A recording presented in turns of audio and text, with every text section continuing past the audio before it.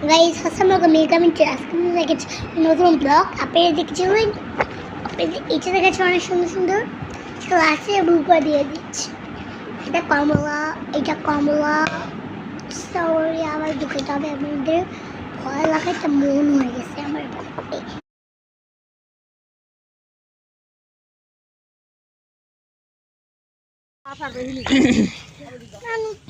তুমি বাসায় যাবে না চল নানু আসো না যাও যাও তুমি চলে যাও আপু চলে গেছে হ্যাঁ যা যাও কোনো ভয় নাই আপু যাচ্ছে না